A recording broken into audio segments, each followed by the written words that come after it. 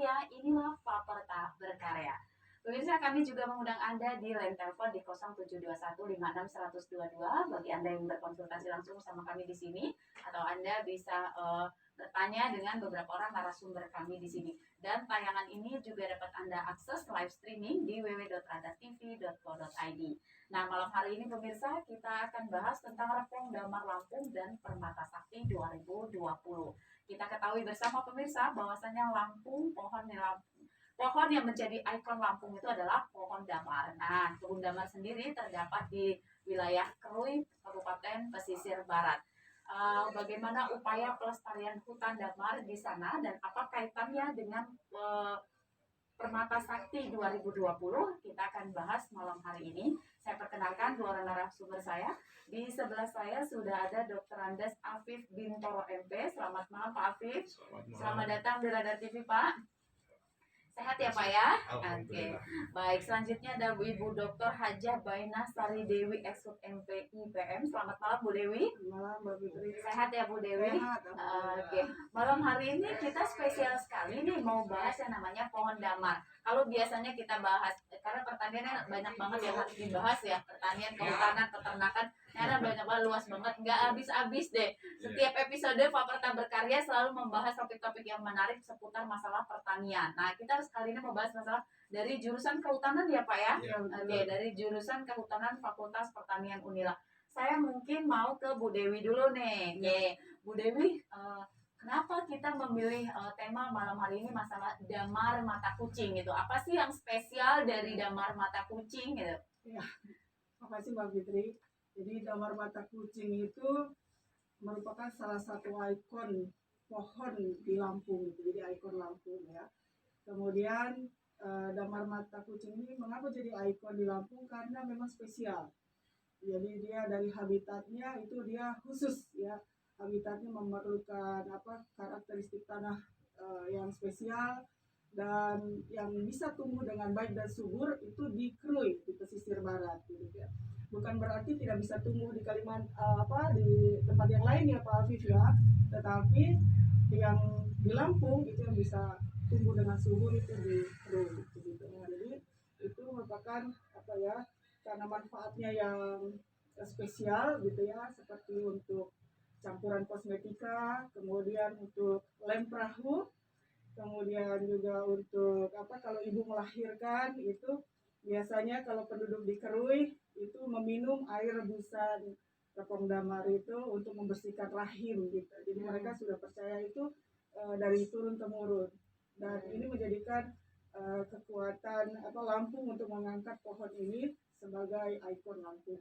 Oke, jadi kearifan lokal tadi ya Bu. Betul, iya. Nah, sekarang saya ke Pak Afif. Pak Afif cerita sedikit dong gitu tentang kebudayaan warga lokal di sana dalam melestarikan pohon damar ini. Terima kasih Mbak Fitri. Sebetulnya kalau damar itu gampang-gampang sulit ya untuk dibudidayakan. Kenapa? Karena kadang-kadang sudah menanam sampai bertahun-tahun ya masih segitu-segitu. Seperti di Unila juga ini memang kami mau melakukan penelitian ini kenapa sudah 10 tahun lebih masih seperti itu gitu. Maksudnya seperti itu tumbuhnya gitu. Tumbuhnya nggak seperti yang diharapkan. Gitu. Nah, itu apa sebabnya gitu. Sebetulnya kalau di sana itu tumbuh di bawah pohon kemudian bisa tumbuh jadi besar gitu. Tapi kalau di Krui ya. Tapi kenapa kok di Unila nggak seperti itu gitu? Oke. Uniknya pohon damar kucing ini apa Pak gitu? Selain kita sebelum bicara manfaatnya gitu, keunikan lain itu sehingga masyarakat di sana harus melestarikan itu dan apa kaitannya dengan kebudayaan di sana Pak? Kalau untuk damar mata kucing itu sebetulnya merupakan pohon yang mempunyai keunikan karena apa? Karena untuk yang terbaik itu hanya di Krui itu. Sementara di Raja Basa itu juga ada kebun damar itu, tapi ternyata produksinya berbeda dengan di Krui itu, lebih banyak di Krui. Padahal tanamannya sama gitu. Nah, kemudian juga di Kalimantan itu juga ada kebun damar juga, tetapi kualitasnya juga sangat berbeda itu dengan di Krui itu. Jadi Itu the ada best lah ya di Krui Iya, ya Pak. iya. Oke. Kemudian kita bicara manfaatnya nih Pak. Manfaatnya kalau sebetulnya ada manfaat ekonomi, maka manfaat ekologis. Manfaat ekonomi itu memang bisa menghidupi masyarakat sana. Kemudian manfaat ekologis bisa untuk habitat dari beberapa satwa yang ada di sana. Yang banyak itu malah justru babi hutan itu yang banyak di sana. Kalau kita menjumpai kemarin itu saya dengan kawan-kawan tuh menjumpai banyak babi hutan, rombongan babi hutan di situ. Oke, nah saya sambung ke Bu Dewi. Lebih luas lagi Bu, manfaat ekonominya. Jadi kalau manfaat ekonomi itu yang pasti karena pohon damar mata kucing ini sudah lebih dari 7 turunan untuk penduduk di sana di Krui itu. Jadi bapaknya mewariskan ke anaknya, diwariskan lagi nanti ke cucunya terus begitu. Ada satu contoh mahasiswi kita di jurusan kehutanan itu bapaknya petani repong damar. Sekarang beliau sedang S2 mahasiswa itu. Jadi lulus S1 dari kehutanan kemudian lanjut ke S2 kehutanan. Itu memang dihidupi dengan penghasilan dari getah damar itu. Jadi memang untuk manfaat utama adalah untuk masyarakat setempat, untuk kehidupan sehari-hari.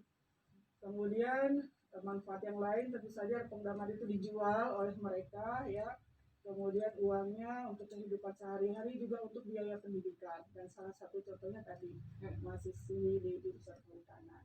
Kemudian tadi Pak Afif juga sudah memberikan informasi manfaat-manfaat dari repong damar ini, dan tadi saya mengatakan untuk kosmetika begitu ya Mbak Fit, kemudian juga untuk ngelem perahu gitu ya. Mereka ngelem itu, kalau perahu itu kan mahal Mbak Fit harganya.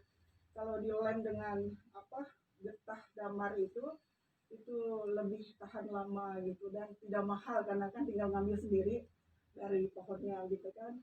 Kemudian juga selain itu yang untuk ibu melahirkan tadi, pasca melahirkan, mereka menganggap kalau sudah minum air damar itu udah bersih gitu rahimnya.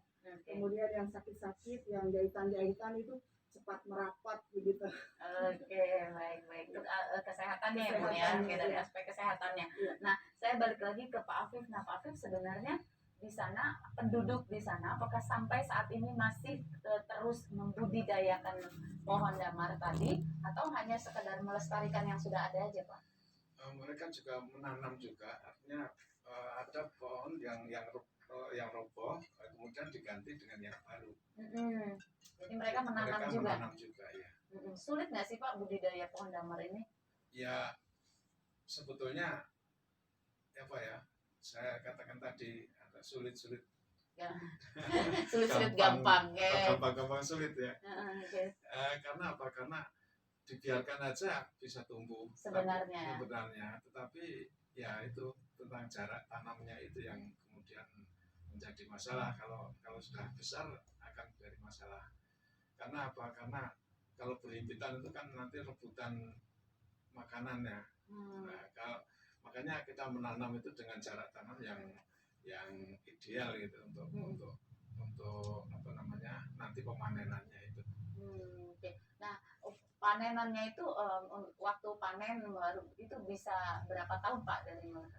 Kalau panenannya itu sebetulnya 20 tahun sudah bisa dipanen. 20 tahun. Lumayan ya Pak. Kalau usia saya sekarang 30, berarti saya umur 50 baru bisa merasakan panennya. Sementara dari sekarang ke umur 20 tahun itu pasti menunggu kan, terutama kebutuhan ekonomi ya Ibu Bapak. Okay. Baik, nanti kita lanjut lagi ya. Pemirsa tetaplah bersama kami. Faperta Berkarya akan kembali usai jeda pariwara berikut ini.